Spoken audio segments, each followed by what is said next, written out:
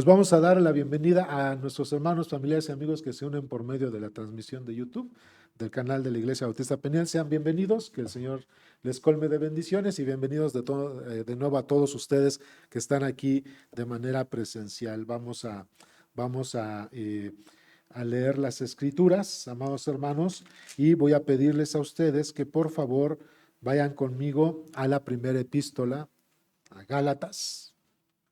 Primera epístola a Gálatas. ¿La van a encontrar? No, porque nada más es Gálatas. Bien, o sea, hay quien dice, ¿qué me pasa? Eso, es que los veo así bien apagados, están así. Es que como que es puente, ¿qué, hermanos? ¿Anduvieron de fiesta? ¿Que están bien? ¿Están animados? ¿Sí? ¿Están cansados? A lo mejor sí, ¿no? El trabajo, otras cosas. Bueno, qué bueno que eres honesto. Regrésalo a la mente, regrésalo para que nos pongamos todos listos a escuchar la palabra del Señor.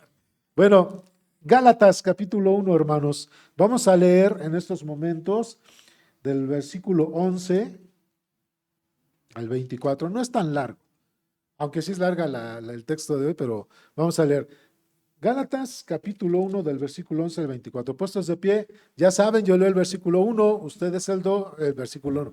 Yo leo el versículo 11, ustedes el 12 y así hasta llegar hasta el versículo 24. ¿Sí? Dice el texto, mas os hago saber, hermanos, que el evangelio anunciado por mí no es según hombre.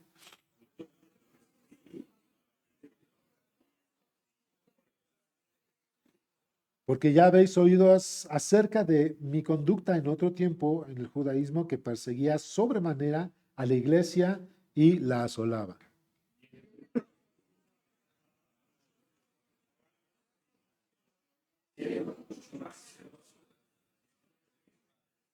Pero cuando agradó a Dios, que me apartó desde el vientre de mi madre y me llamó por su gracia,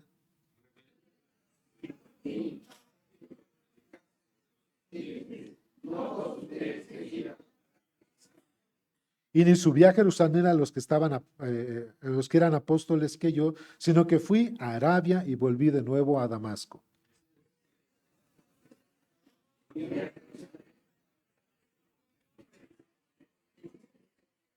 Pero no vi a ninguno otro de los apóstoles, sino a Jacobo, el hermano del Señor.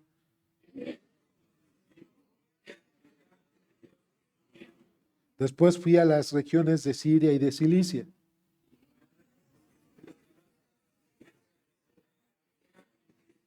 Solamente oían decir, aquel que en otro tiempo nos perseguía, ahora predica la fe que en otro tiempo asolaba, juntos, y glorificaban a Dios.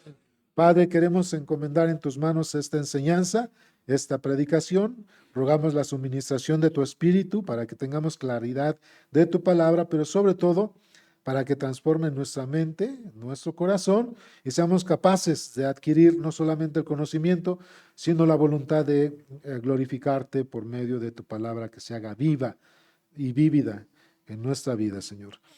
Gracias, Padre, porque nos muestras por medio de testimonios como el del apóstol Pablo, marcas o signos, símbolos que podemos ver, Señor, de una persona que realmente ha adquirido justificación mediante de la fe.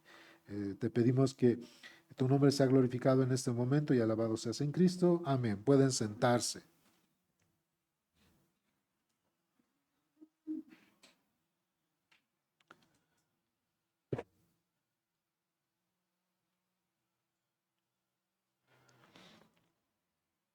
¿De qué sirve cuando llegamos a la iglesia y las mujeres tal vez llegan con un atuendo de recato, donde traen faldas muy largas, donde pueden cubrir muy bien su cuerpo, pero aunque traen ellos un atuendo de recato, no cuidan su lengua?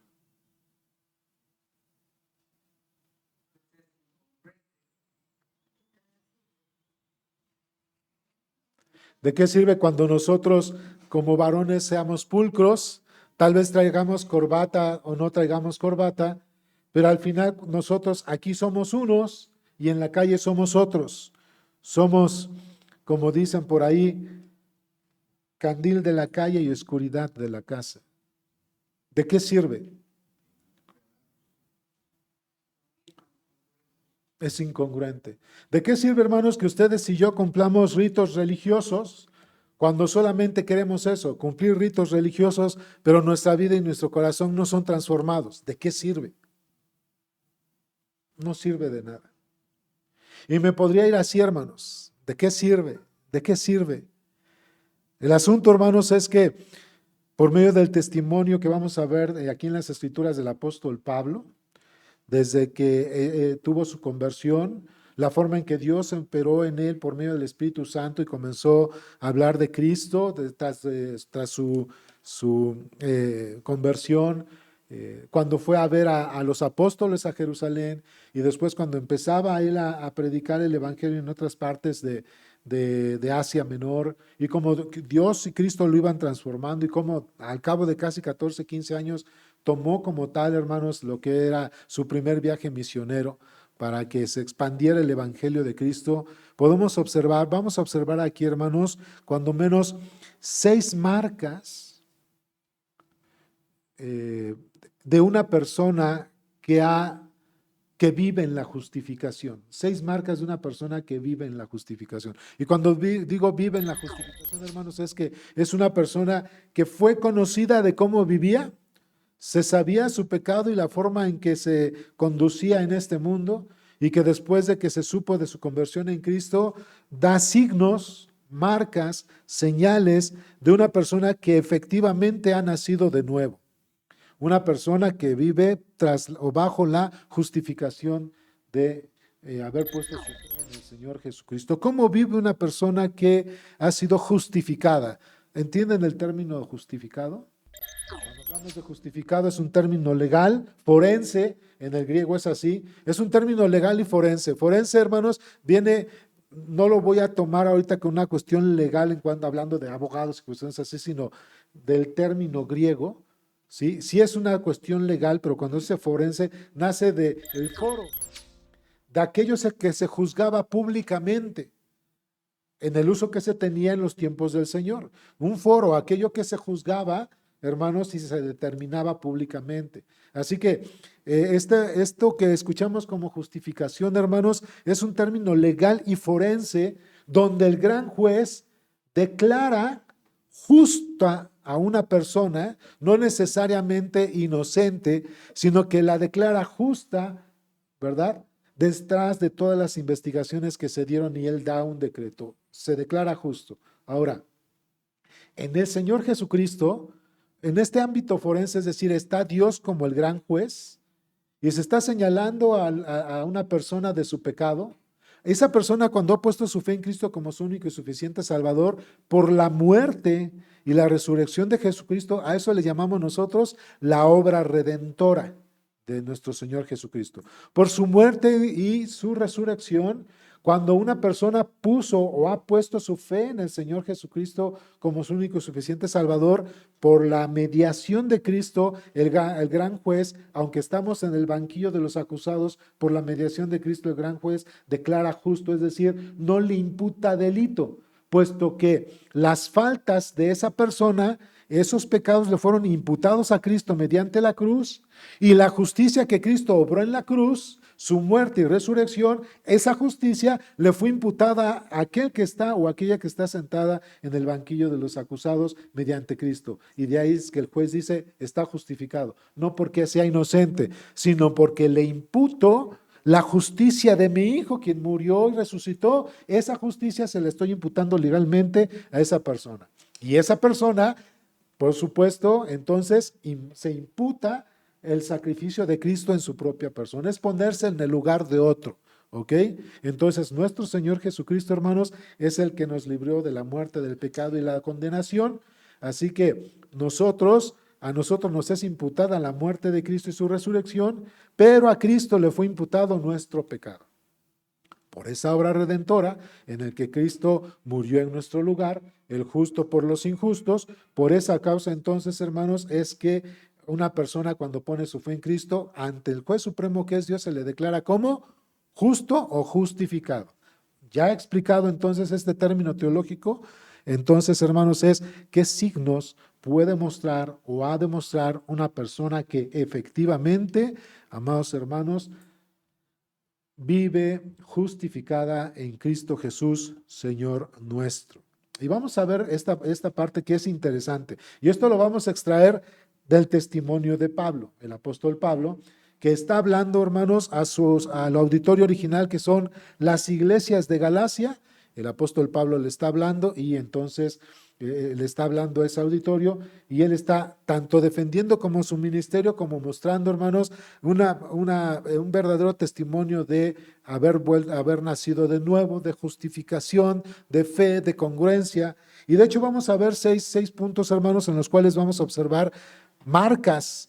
6 marcas de una persona que vive o que sabe, hermanos, se sabe justificada en Cristo. La primera es proclamación del evangelio verdadero. Cuando una persona sabe que ha nacido a Cristo y que ha sido redimido por medio de la sangre de nuestro Señor, comparte constantemente el evangelio. La pregunta que tenemos que hacernos en ese primer punto es, ¿y tú compartes el evangelio? ¿Lo proclamas?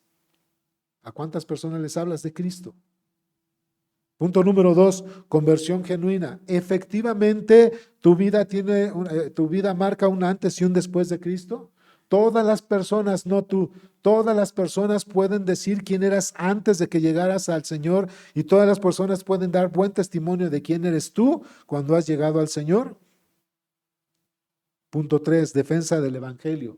Efectivamente, con tu vida, con tu testimonio, pero con tu preparación bíblica, aprendes a defender ante el mundo y ante aquellos que están rechazando el Evangelio de Cristo, lo aprendes a defender, no solamente con tu vida y tu testimonio, sino con las Escrituras.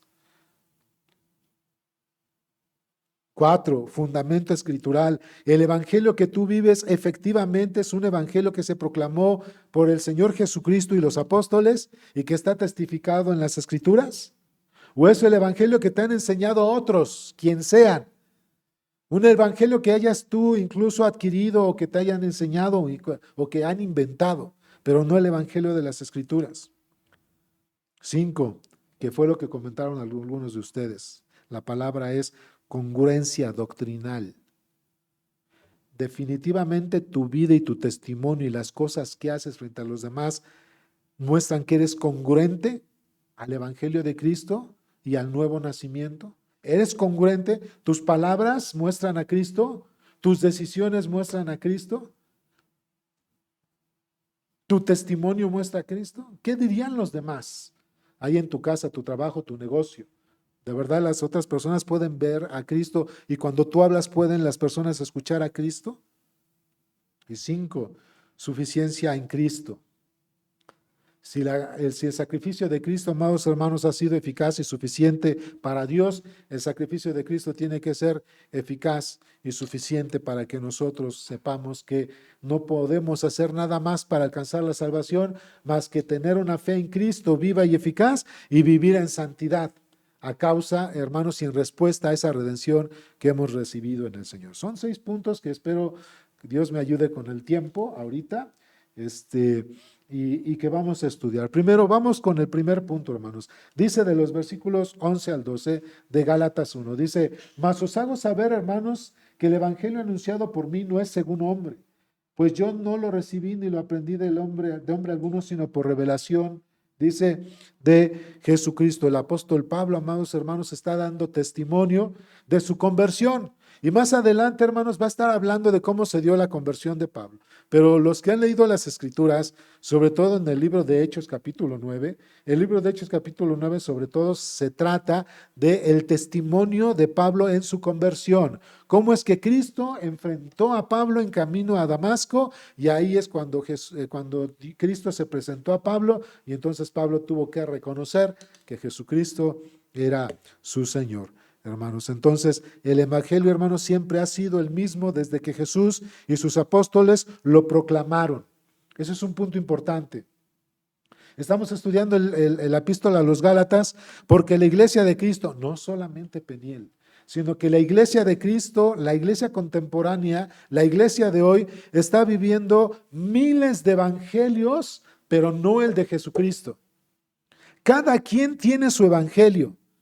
Es más, algo que es confuso es que en la iglesia tú y yo tenemos un evangelio, pero en tu casa, en tu negocio, en tu escuela y ante la sociedad, tú muestras otro evangelio.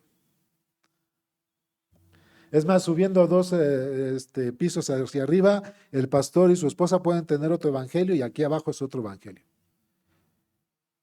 Cuando nosotros tenemos que corregir que el evangelio es único, es uno, y es el que tenemos que proclamar y es el que tenemos que vivir. Hermanos, el evangelio de Jesucristo, desde que Jesús vino a esta tierra y empezó a hablar de su evangelio, su muerte y resurrección, es necesario que el Hijo del Hombre sea entregado en manos inicuas. El Hijo del Hombre no vino a ser servido, sino a servir y a dar su vida por otros. Es necesario que el Hijo del Hombre muera y después de 3 días el templo se vuelva a levantar, porque hablaba de su templo que era su cuerpo. Es necesario que el hombre muera y se levante de la tierra para que genere nueva vida como una semilla, lo hace así, dijo el Señor Jesucristo, ¿verdad? Yo soy el camino, la verdad y la vida. Es necesario que yo muera para que cuando yo me levante de entre los muertos y regrese al Padre, ustedes también tengan vida nueva, así como yo tengo vida nueva. Esto es su evangelio. Y el Señor Jesucristo, hermanos, desde que vino a esta tierra, ese fue su evangelio. Ese es el evangelio que los apóstoles, Pedro, Juan, Jacobo, Tomás, Bernabé, ¿sí? Santiago, todos ellos, hermanos, hablaron de ese evangelio. Es el evangelio del apóstol Pablo. ¿Cuál es el evangelio que tú vives? ¿Cuál es el evangelio que te enseñaron? ¿Cuál es el evangelio que tú proclamas? El apóstol Pablo está diciendo, yo no estoy viviendo de otro evangelio. Y ya habíamos leído cuando dice el texto que si aún un ángel del cielo anunciara otro evangelio que no fuera el de Cristo, fuese ¿qué? Anatema, que eso es maldición, ¿verdad? Entonces, hermanos, aquella persona que vive, enseña y proclama otro evangelio que no sea el de Cristo, hermanos, vive bajo ¿qué? Bajo maldición. Esa es una realidad. ¿Por qué la gente no crece? ¿Por qué la gente no se transforma? ¿Por qué la gente no da frutos? Porque vive otro evangelio que no es el de Cristo. Por eso la gente no se transforma, por eso la gente, hermanos, no se consagra, por eso la gente no da frutos al Señor, por eso, porque viven, le enseñaron un evangelio el que no es el de Cristo. Desde la antigüedad, hermanos, desde que Cristo vino a esta tierra, su evangelio ha sido específico, que Cristo murió por nosotros conforme a las Escrituras, que fue sepultado y que ¿qué?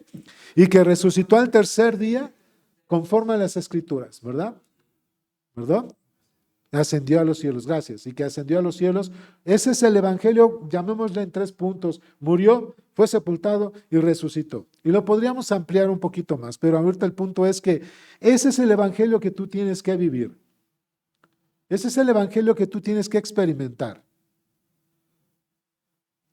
Ese evangelio, hermanos, es el que tú y yo debemos predicar por todas las edades sin diluir, ni minimizar, ni tergiversar. El evangelio de Jesucristo, hermanos, no se diluye. ¿Sí? Como cuando te estás cuidando la línea y como dices que estoy a dieta y entonces tomas refresco pero le echas agua para diluir su efecto, pero al final, ¿no? O sea, el evangelio no se diluye. ¿Sí van conmigo? El evangelio no se minimiza.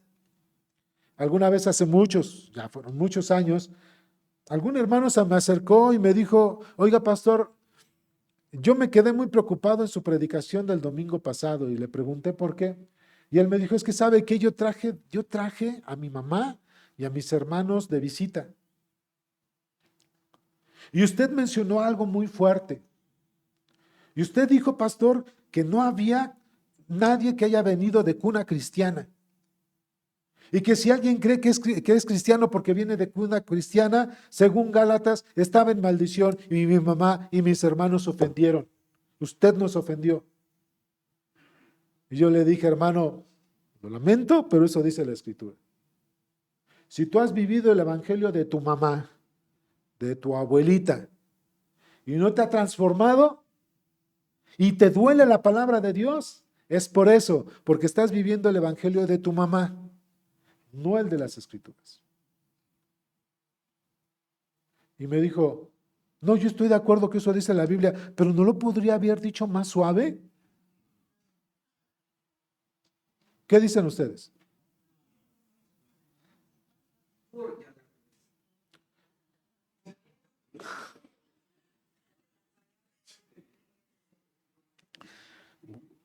Hubo testimonios en la Escritura como Juan Bautista, que confrontando a Israel y al rey Herodes, no les decía, ay, no sean fornicarios, agarren la onda. No, de verdad. Señaló al pueblo, no le estoy señalando a ustedes, estoy imaginando al pueblo, ¿eh? Bueno, para acá, ¿no? Señaló al pueblo y por el otro lado estaba el rey Herodes, señaló al pueblo y les decía, raza de víboras. ¿O creen que les dijo, son una raza de víboras, sí? El Señor Jesucristo tenía a los discípulos y de repente tenía ahí a los fariseos, a los sacerdotes, a los saduceos y les decía, ustedes son unos hipócritas, porque son como sepulcros blanqueados. Por fuera están todos bonitos, blancos y artesonados, pero por dentro están muertos y podridos. El Evangelio, hermanos, no se diluye, no se minimiza y tampoco se tergiversa. Cree en el Señor Jesucristo para que no te vayas al infierno. Cree en el Señor Jesucristo y se van a acabar todos tus problemas. Tú decreta, declara por fe que hoy se acaban tus deudas. Eso es tergiversar, ¿no, hermanos? Hermanos, lo que estaba sucediendo en la iglesia de Gálatas es que estaba sucediendo mucho de lo que les estoy diciendo. Diluían el Evangelio de Cristo, minimizaban el Evangelio de Cristo y tergiversaban el Evangelio de Cristo. Y Pablo les dice, no, es que yo el Evangelio que yo recibí, lo recibí directamente del Señor Jesucristo y a mí el Señor Jesucristo nunca me dijo, declara, decreta, cancela tus palabras, nunca dijo eso. Él dijo que aquella persona que no considera que estaba muerto en sus delitos y pecados y no se diera cuenta que Él era el único salvador de su vida, estaba muerto. ¿Sí me explicó? Eso fue lo que el Señor Jesucristo dijo. Vayan conmigo a Hechos capítulo 4, versículo 12, Hechos 4, 12.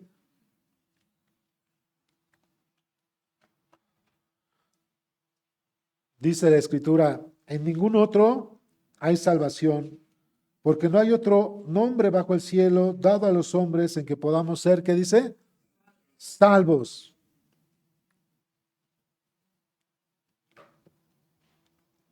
Yo les había platicado que mi mamá, ella desde adolescente, ella era cristiana y ahí en Puebla, en Atlisco, Puebla, pues se iba a misionar y ya que se iba, Iztahuistla se llama un lugar, el otro se iban más lejos a Tepeojuma y se iban a otros lugares a hablar de Cristo, hermanos.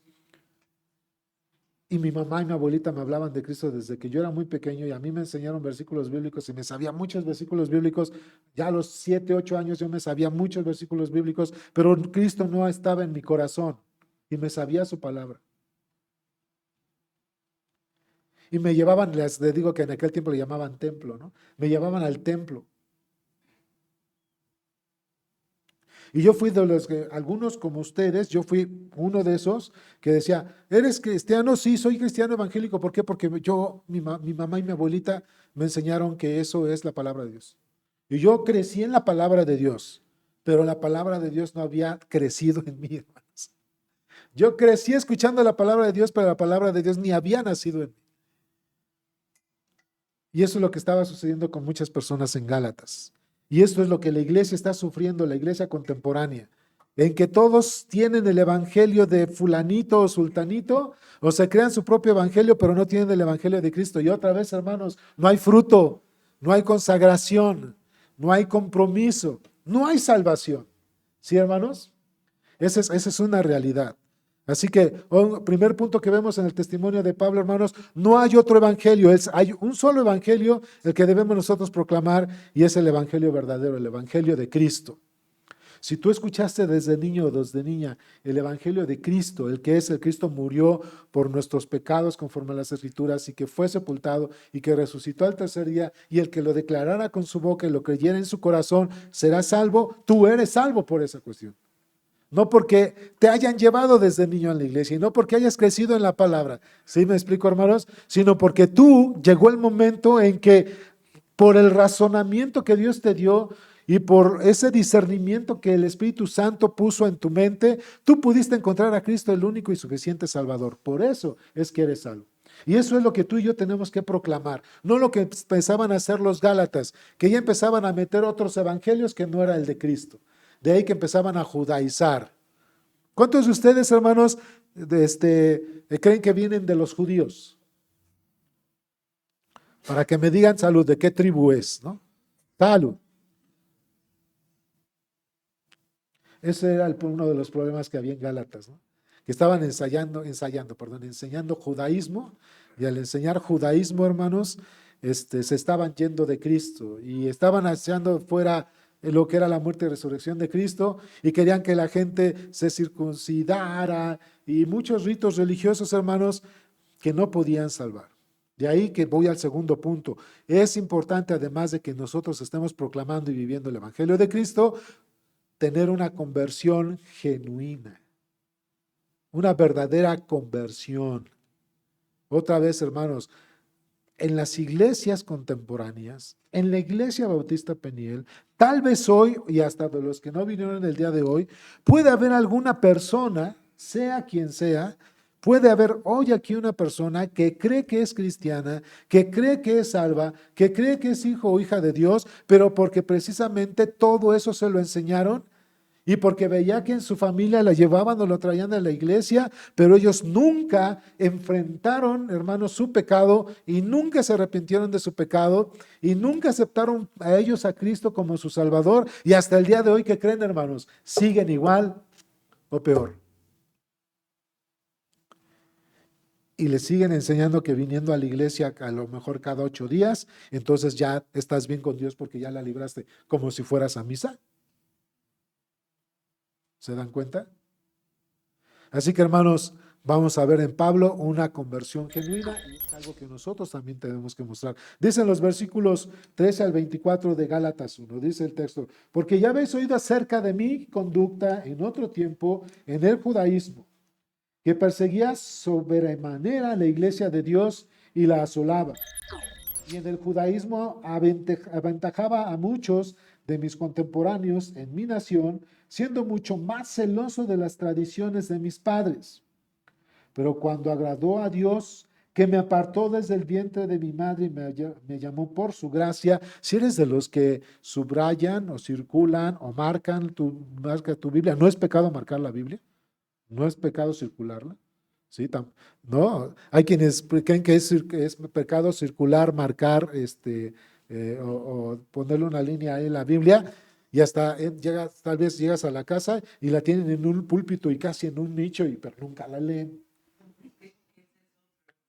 Ese es otro evangelio. Bien, hermano, vienes despierto, muy bien.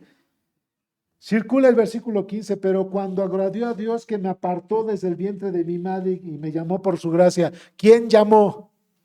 ¿Tú o Dios? Dios marcó. Dios llamó. No fuiste tú quien estuvo marcándole a Dios.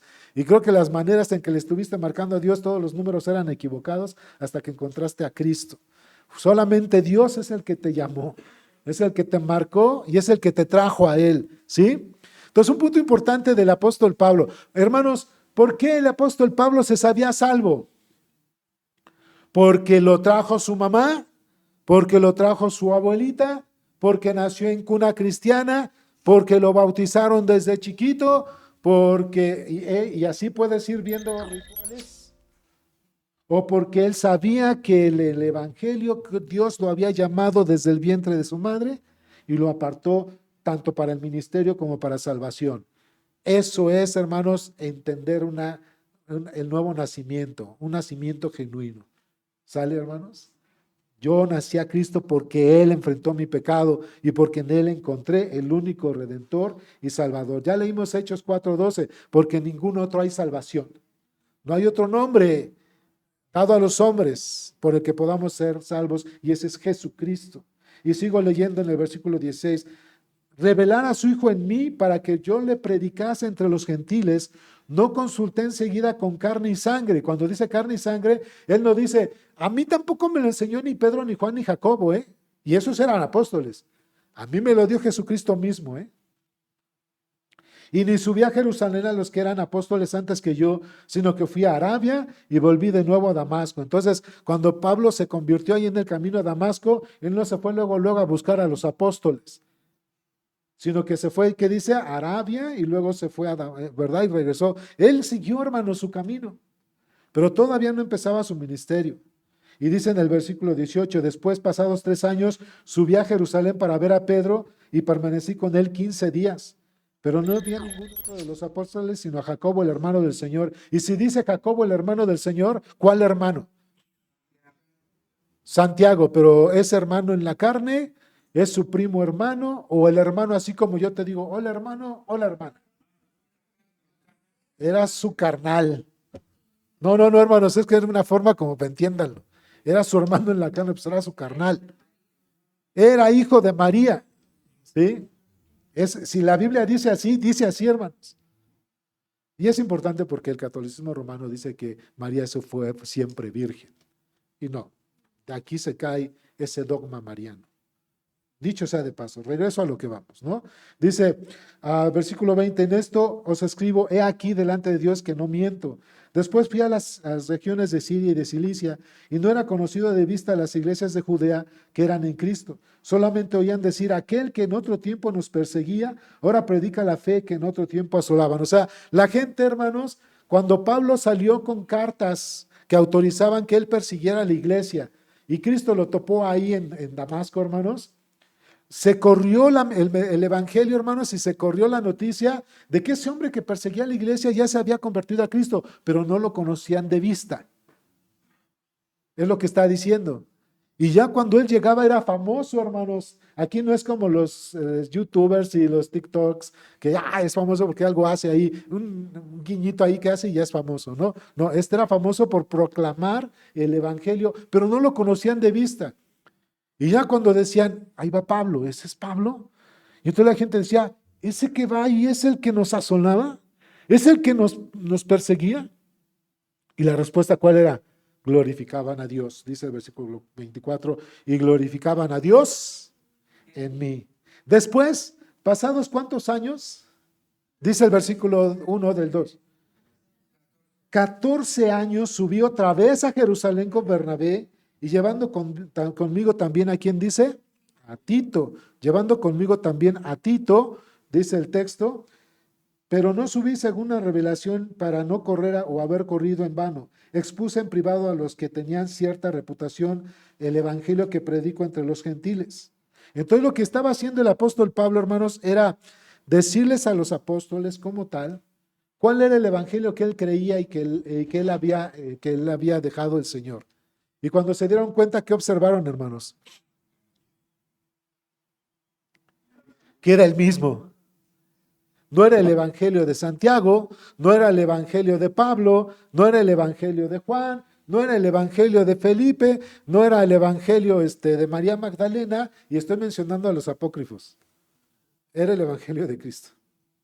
Era el evangelio de Cristo. Y ya era el mismo. Quería decir que si Pablo estaba proclamando el mismo evangelio que los apóstoles, hermanos, Pablo estaba entonces proclamando el evangelio de Cristo. Ese evangelio, hermanos, fue el que le dio a él un nuevo nacimiento.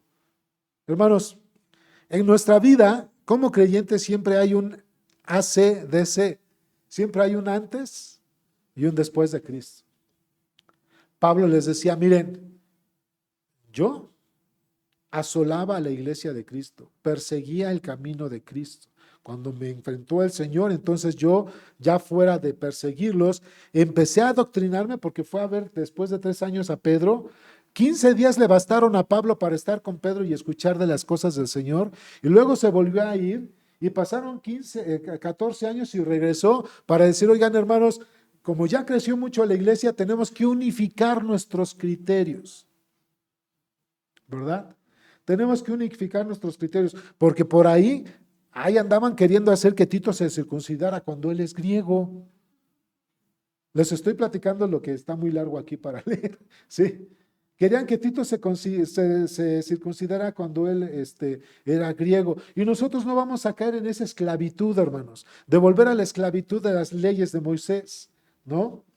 Y también entonces pedía a los que tenían reputación como Pedro, Juan y Jacobo, de cómo es que estaba el evangelio y qué era lo que estábamos predicando. Y dice Pedro, Pablo dice, y Cefas y Juan y Jacobo nos extendieron la mano en son de unidad a mí y a quién más, y a Bernabé. Les estoy diciendo lo que está aquí en largo para no entrar en tiempo, llevamos tiempo en leerlo, ¿no? Entonces dice, ellos nos dieron la mano y nos dijeron, ustedes van con la autoridad de nosotros, con el visto bueno de los apóstoles, de predicar el mismo evangelio que nosotros predicamos, que es el evangelio de Cristo.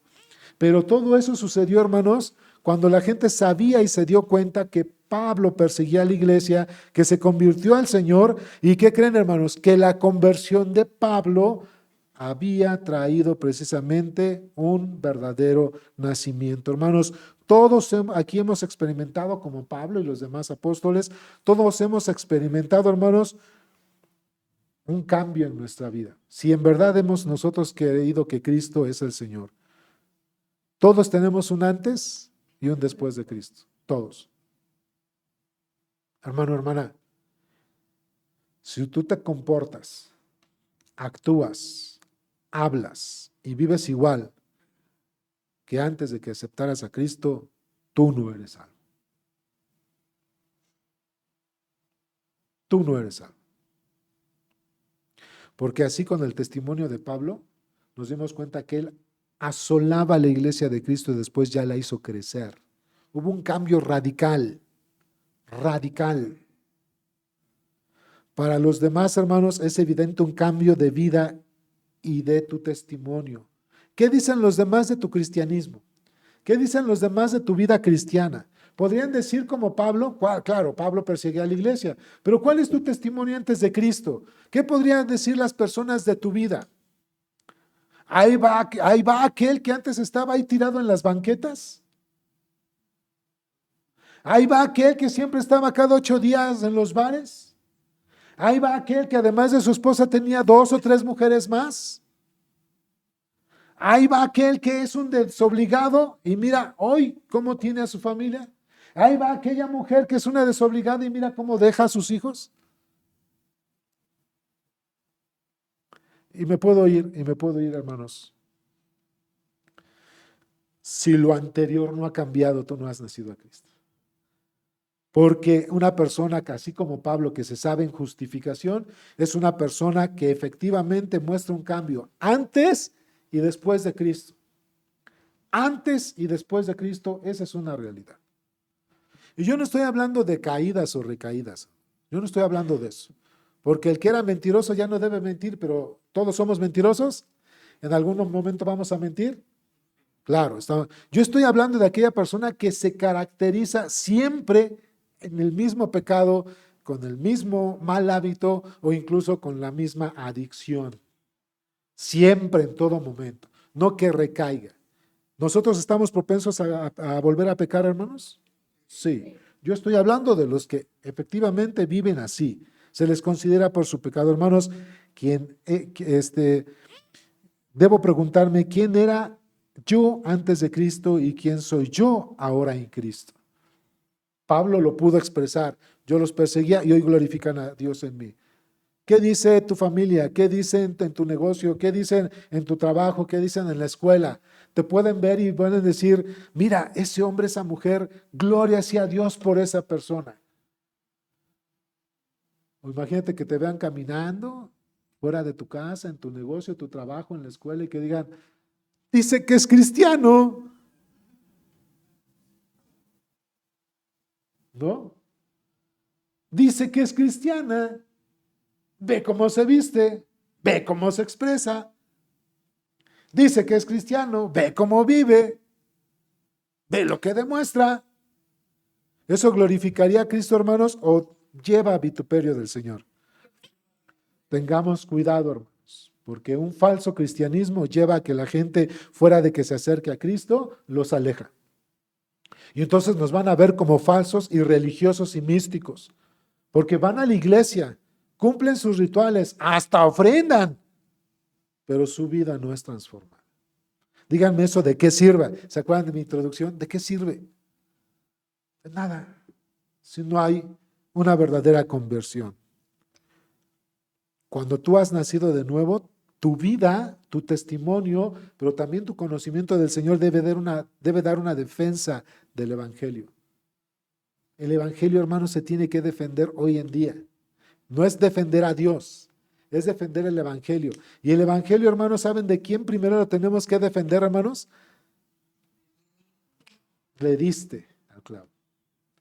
El Evangelio primero lo tengo que defender de mí mismo, porque tengo la tendencia al pecado, porque tengo la tendencia a la idolatría y porque tengo la tendencia a la desobediencia o la rebeldía. Mi pecado, mi idolatría, mi rebeldía me hacen crearme un evangelio que no es el de Cristo. Vayan al capítulo 2, ¿no? Vayan al capítulo 2.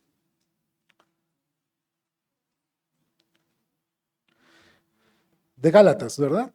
Gálatas 2:1 dice, después, pasados 14 años, subí otra vez a Jerusalén con Bernabé, llevando también conmigo a Tito, pero subí según una revelación y para no correr o haber corrido en vano, expuse en privado a los que tenían cierta reputación del evangelio que predico entre los gentiles. Mas ni aun Tito, que estaba conmigo, con todo y ser griego, fue obligado a circuncidarse. Y esto a pesar de los falsos hermanos no introducidos a escondidas, que entraban para espiar nuestra libertad que tenemos en Cristo Jesús, para reducirnos a esclavitud, a los cuales ni por un momento accedimos a someternos para que la verdad del Evangelio permaneciese. ¿Cómo? ¿Qué le estaba pasando a Pedro y a Tito? Perdón, a Pablo y a Tito, incluso a Pedro, hermanos, que los judaizantes querían que los varones se fueran a circuncidar. Y que los judaizantes querían, hermanos, que ellos guardaran los días solemnes, las fechas solemnes. Hay que guardar Shabbat, hay que la Pascua, y ahora que la fiesta de las trompetas, ahora que los tabernáculos, ahora que el Yom Kippur. ¿Sí van conmigo? Son fiestas, estoy mencionando fiestas judías, que están en Levítico 23. Pero no había corazones transformados. Y la gente, hermanos, muchas veces, así como pasó en la iglesia de Galacia, en las iglesias de Galacia, permiten, se dejan o crean ritos religiosos o normas humanas para hacer que las personas cumplan con ello y de esa forma sientan que pertenecen a ese lugar, que pertenecen a esa iglesia. No se confunda, hermanos, con normas o lineamientos que como iglesia nos llevan a estar en comunión y a guardar doctrina y a guardar orden, ¿sí me explico? Disciplina, sino que estoy hablando ya de ritos, ¿sí? Ritos como tal, hermanos, en los cuales la gente, si no lo cumple, cree que no está en justificación. Cree que no está, hermanos, en la salvación del Señor. ¿Cuántas veces se entregó Cristo por nosotros, hermanos? Cuéntenlas. Consta con un dedo bien, una sola vez, una sola vez. Si yo te dijera en cierto modo que el sacrificio de Cristo pues, no ha sido suficiente, por lo cual cada que nos reunimos tenemos que ofrecerlo en el altar, ¿qué harías? Tú estás siguiendo esto.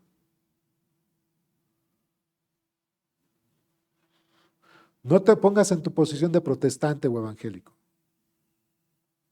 Pero si una iglesia te dicen, aquí hay un altar. O sea, sí, no, pero la pregunta es, ¿qué harías?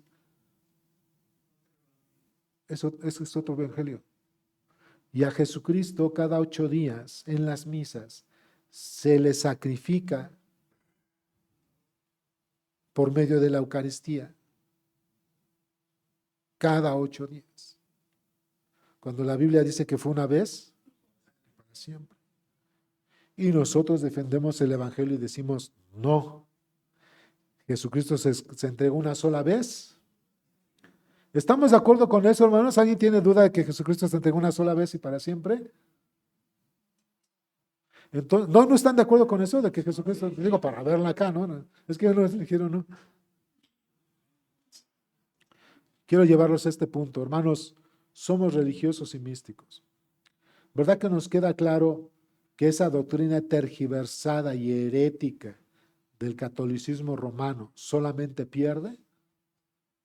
¿Sí o no?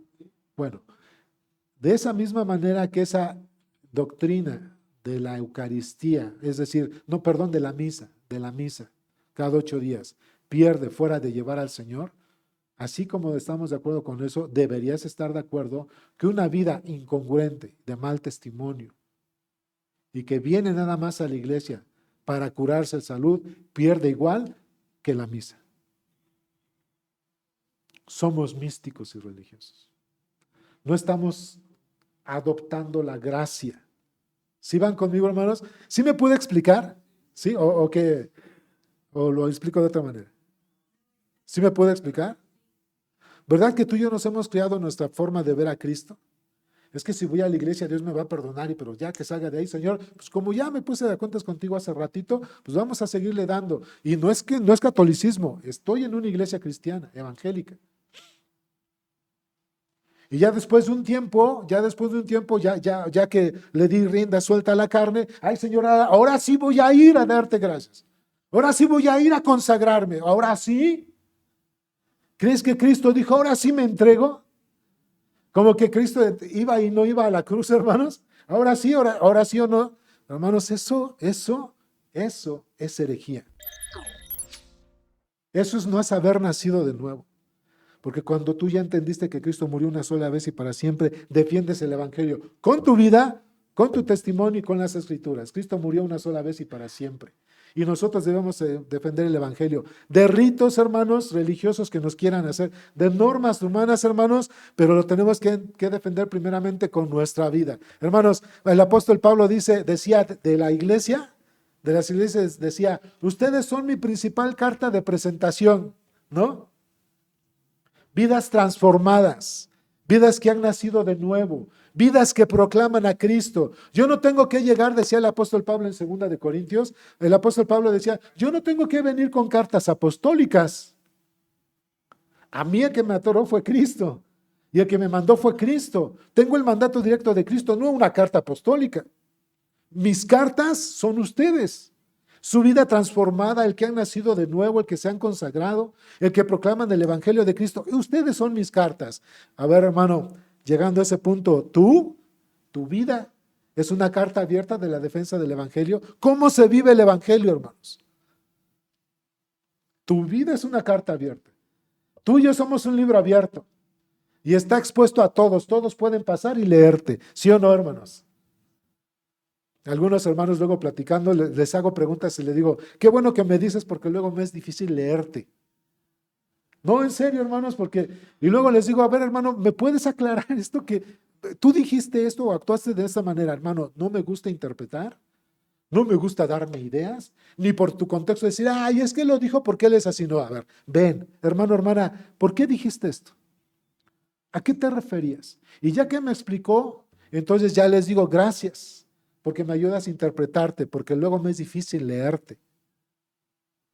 Bueno, así, hermanos, nosotros, ante la sociedad, ante la iglesia, incluso ante nuestras familias, luego es difícil que nos lean, porque nuestras letras no muestran a Cristo.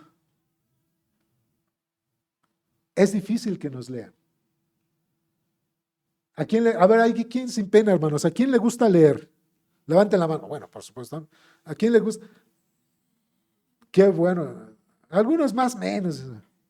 ¿Cuántos libros lees, hermano, al año?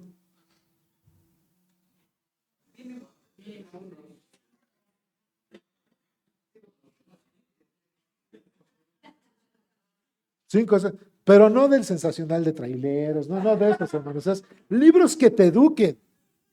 ¿Cuántos libros lees al año? 4 al año. Bien. Al semestre, la mitad de uno, ¿no? Dirían. No. Al mes, hermanos, al trimestre. A ver, y van a ver, y aquí me los voy a cachar. No, que está, no, sí, sí, trae la cámara. Sí. Me los voy a cachar. ¿Cuántos libros tienen? Ya, ven, derecho, es. Sí. 7 libros. Muy bien, qué bueno. Al semestre.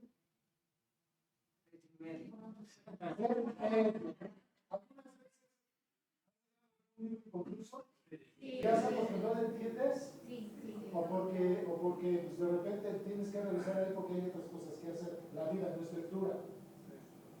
Los que leemos sabemos lo que les estoy diciendo, hermanos. O sea, ya saben porque dices, este no me nutre, o saben que tengo otras cosas que hacer, pero los dejas a medias. ¿Están de acuerdo? Sí. Ok, hermanos, los que han leído 8 libros, entre esos, ¿saben? Les quiero decir, los que tienen su devocional, no me van a dejar mentir que la Biblia se lee en un año. Sí. Ya me los caché, no leen su Biblia. Ya me los caché. Algunos. Ya me los caché. Algunos. Qué bueno, hermana, no voy a generalizar, pero algunos. ¿Cuántos libros tiene la Biblia? Mínimo, me echo 66 al año. Mínimo. Por eso, mínimo. Más los que tienes que leer, pues de repente, bueno, pues nosotros que tengo que estar leyendo libros de teología y cuestiones así, hermanos, ¿verdad que no leen su Biblia? ¿Cómo vamos a defender el Evangelio? Hermanos, me voy a pasar al siguiente punto porque ya hasta me desanimé. Hermanos, tenemos que tener fundamento escritural. Tenemos que tener fundamento escritural.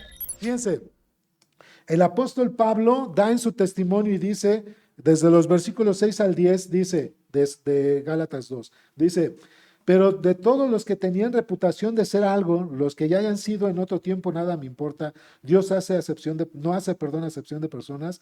A mí, pues, los de reputación nada nuevo me comunicaron. Antes, por el contrario, como vieron que me había sido encomendado el evangelio de la circuncisión, como a Pedro el de la circuncisión, pues el que actúa en Pedro para el apostolado de la circuncisión, actuó también en mí con los de los gentiles.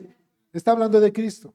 Y reconociendo la gracia que me había sido dada, Jacobo, Cefas y Juan, que eran considerados como columnas, nos dieron a mí y a Bernabé la diestra en señal de compañerismo para que nosotros fuésemos a los gentiles y ellos a la circuncisión. Dice así el texto, versículo 10, solamente nos pidieron que nos acordásemos de los pobres, los cuales también procuré con diligencia hacer. ¿Qué se dieron cuenta ahí, hermano? Pablo se encuentra con los apóstoles, mínimo Pedro, Juan y Jacobo, y dice, esto es escritura, esto es palabra de Dios, y esto es lo que yo voy a enseñar. Fíjense, dice Efesios capítulo 2. Efesios capítulo 2.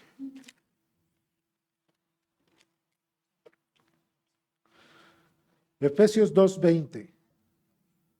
Dice, ¿cómo dice? Edificado sobre el fundamento de los apóstoles y profetas, siendo la principal piedra del ángulo, ¿quién? En quien todo el edificio bien coordinado va creciendo para ser un templo santo en el Señor. Hermanos, el mensaje de las Escrituras fue transmitido por el Señor Jesucristo hablando del Evangelio. Luego los apóstoles. Ese es el Evangelio que toda iglesia tiene que mantener. ¿Sí? Nosotros, en nuestra vida, nuestro Evangelio y nuestra doctrina tiene que tener fundamento escritural. Todo viene de la Biblia. Hermano, hermana, ¿cuál es porque Pablo decía, miren, yo hablo con Pedro, Juan y Jacobo y ya les hablé de lo que es el Evangelio de Cristo, lo que Cristo mismo me enseñó por revelación y ellos dijeron, estamos de acuerdo, esto es palabra de Dios, ¿ok? En aquel tiempo no se habían escrito el Nuevo Testamento, pero nosotros ya lo tenemos, por eso para nosotros es escritural. Pero para ellos era palabra de Dios porque Cristo se los había dado. Cristo se los reveló. Entonces ellos en son dijeron de paz y de compañerismo dijeron, vamos a enseñar lo mismo. Tú tienes fundamento doctrinal, nosotros tenemos fundamento doctrinal. ¿Sí van conmigo? Hermanos, una pregunta. Otra vez.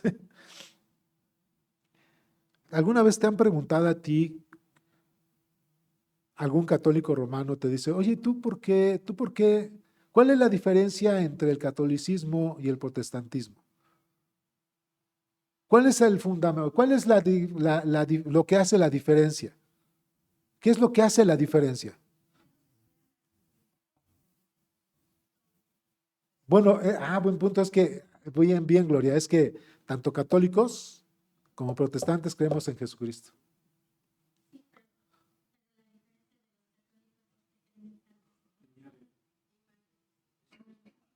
Pero también tú y yo tenemos imágenes. Tú y yo tenemos imágenes. No, yo sé que no son santos y vírgenes. Las imágenes que tú y yo tenemos puede ser mi casa, mi esposa, mi esposo, mis hijos, mi trabajo, mi carro. Son ídolos. Si estás hablando de ídolos, estamos peor, porque están en el corazón. Hermanos, los católicos creen en Jesús, creen en el Espíritu Santo, creen en Dios Padre, creen que nació de una virgen, ¿sí o no? ¿Sí? ¿Creen que murió por nuestros pecados? Sí. ¿Qué es lo que hace la diferencia?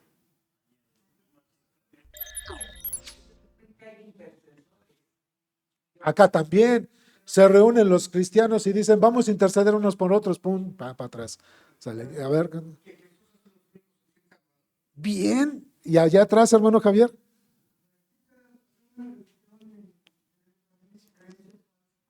Sí, hermanos, esta es la respuesta tan sencilla. ¿Cuál es la diferencia per se entre católicos y romanos? La diferencia estriba en las escrituras, en que nosotros somos sola escritura. No se metan, hermanos, miren, cuando vayan a hablar con un católico, no le tiren luego, luego, luego a la Virgen. No le tiren luego, luego a los santos. Yo aquí, pues, ser pastor, yo también te digo, tú también eres idólatra. Tú dices, es que interceden los santos y hasta van con el sacerdote para confesarse. Aquí también muchos creen que interceden unos por otros, hermanos, y también está mal, porque el único que intercede es Cristo. Hermanos, lo que estriba es la escritura. Nosotros somos sola escritura.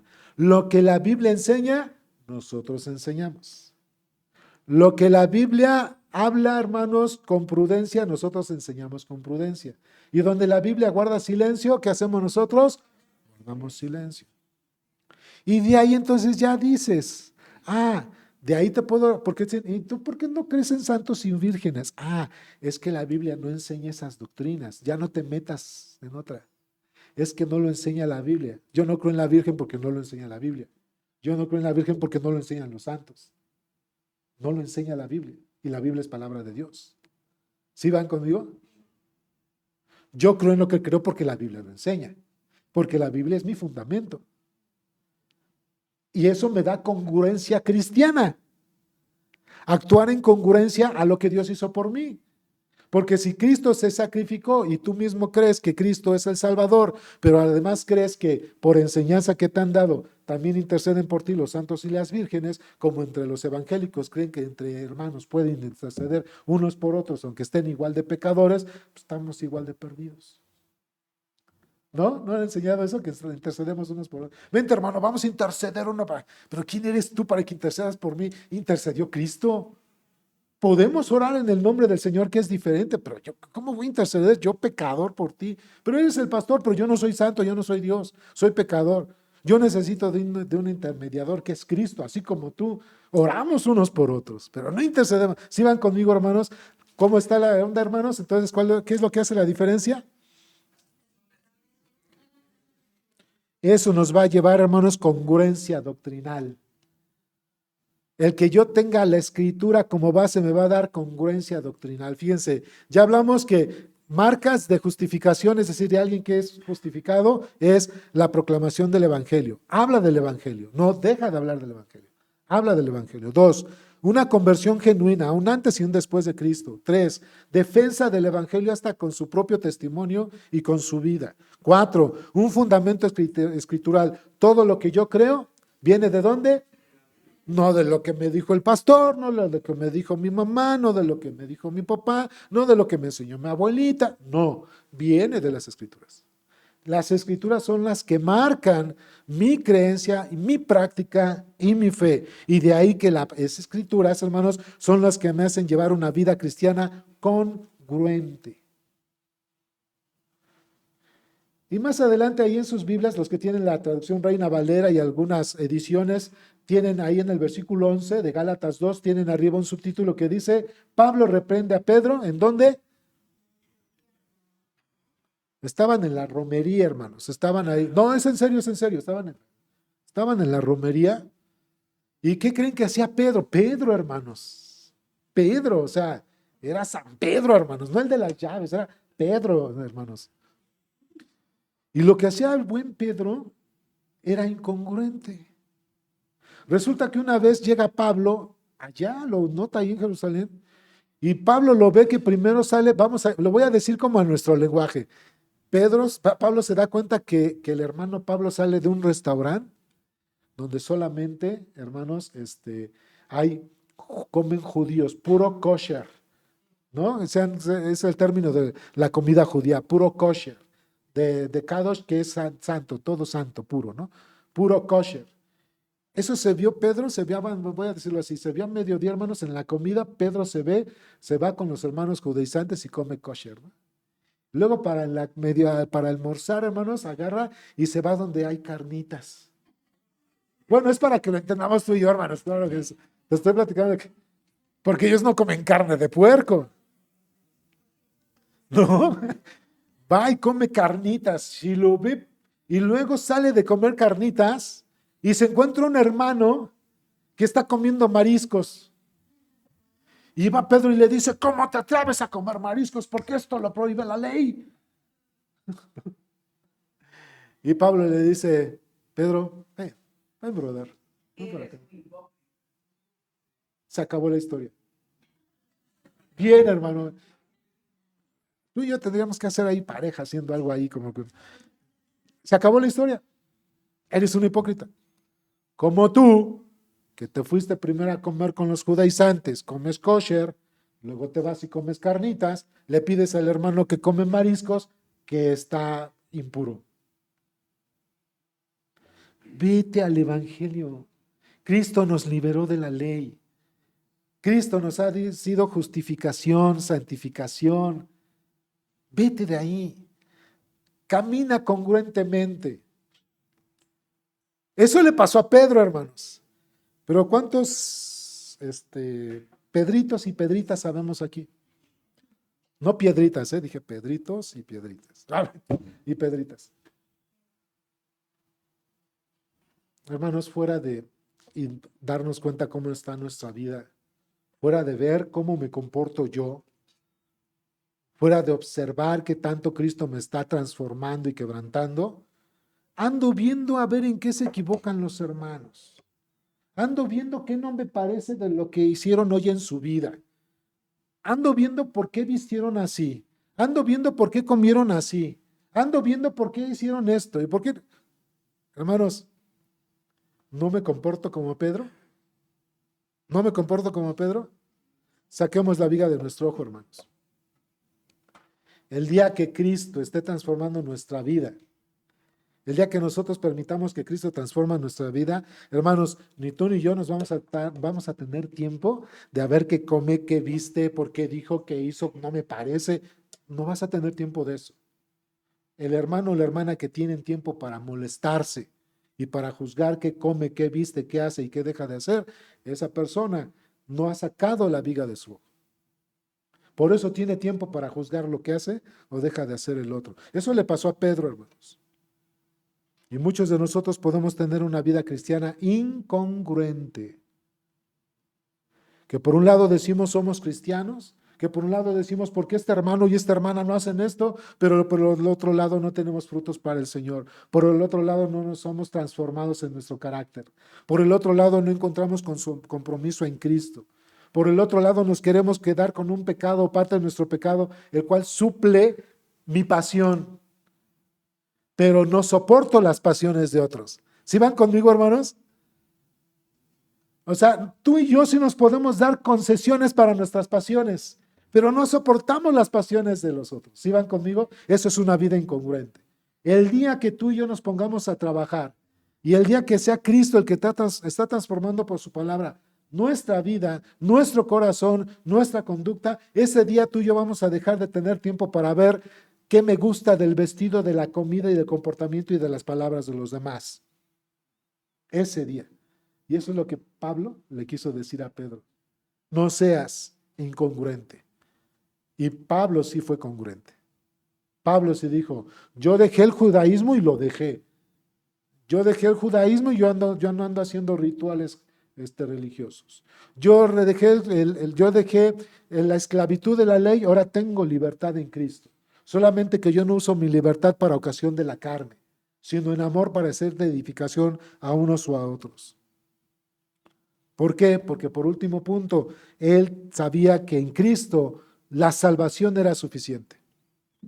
Él sabía que en Cristo la salvación era suficiente. Fíjense, terminamos con este texto. Dice Gálatas 2, 20 y 21, dice, con Cristo estoy, ¿qué? Juntamente crucificado. Y ya no vivo yo, mas vive Cristo en mí. Y lo que ahora vivo en la carne, lo vivo en la fe del Hijo de Dios, el cual me amó y se entregó a sí mismo. ¿Ya vieron cómo recalca el Evangelio? Lo vivo en el Hijo de Dios. Y si tengo que responder, ¿qué es eso? Es que Él murió y se entregó por mí. ¿Ya se dieron cuenta? Ese es el Evangelio. No desecho la gracia de Dios, pues si por la ley fuese la justicia, entonces por demás murió Cristo. Incongruencia. Hermanos, para Pablo, la muerte y resurrección de Cristo fueron tan eficaces y tan suficientes que ellos no necesitaban añadir ritos, ni normas, ni legalismos a su vida cristiana, sino que Cristo en su vida perfecta, al no haber pecado, satisfizo, hermanos, satisfactoriamente las demandas de Dios a causa del pecado y era la muerte. Lo pagó con su sangre y lo selló con su resurrección. Así que, hermanos, así como Pablo tuvo que enfrentar a Pedro a causa de su incongruencia doctrinal, nosotros tenemos que enfrentar nuestra incongruencia doctrinal y darnos cuenta que mientras Cristo sea suficiente en nuestra vida, seremos plenos en Él. Ese es un punto importante, hermanos. Mientras Cristo sea suficiente en nuestra vida, seremos plenos en Él. Si Cristo es suficiente para mí, hermanos, ni los vicios, ni las adicciones, ni las personas, ni los placeres de este mundo van a distraerme del amor del Señor. ¿Sí van conmigo? Porque Cristo es suficiente para mí. Así que, hermanos, otra vez, cuando Cristo es suficiente para mí, amados hermanos, entonces podré tener una vida plena en Él. Soy pleno en Cristo porque su obra es suficiente. Así que, hermanos, este testimonio de Pablo que vimos en Gálatas, desde el capítulo 1, versículo 11 hasta el capítulo 2, el último versículo del capítulo 2, de alguna manera nos ayudan a ver las marcas o los signos de una persona que como Pablo, sabiéndose justificada, siempre habló del Evangelio. Mostraba una conversión genuina, defendía el Evangelio de Cristo, mostraba un fundamento escritural, no mostraba tradiciones, no mostraba enseñanzas falsas, fundamento escritural, mostraba una conducta, hermanos, congruente al Evangelio.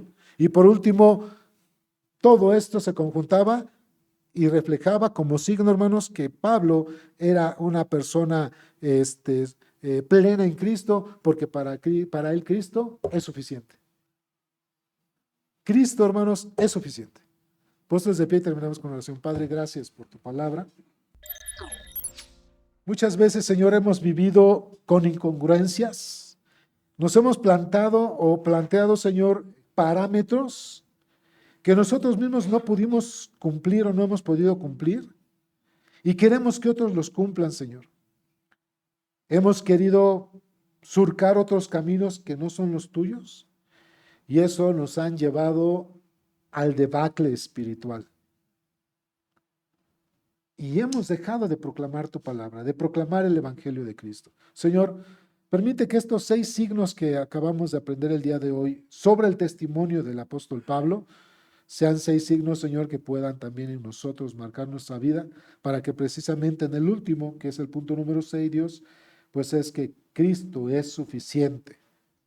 Y que el que Cristo sea suficiente me va a llevar a amar a otros y hablar de su evangelio, a mostrar, Señor, una conversión genuina, una transformación verdadera, a defender en todo momento con mi vida y testimonio y tu palabra el evangelio, a que mi fundamento de toda mi vida sea tu palabra, Señor, y a vivir de una manera congruente debido otra vez, Padre, a que la justificación en Cristo para mí ha sido, como dice tu palabra, suficiente. Gracias, Padre Celestial. Te pido que tú nos lleves con bien a casa, que nos ayudes a vivir precisamente una vida cristiana con responsabilidad, dando testimonio de ti, Señor, sabiendo otra vez que nos has librado de la ley, Señor, porque Cristo es suficiente. Señor, a ti sea toda la gloria, la honra y la alabanza en Cristo Jesús. Amén. Estamos despedidos, hermanos, en este fin que todavía mañana es puente. Pórtense bien.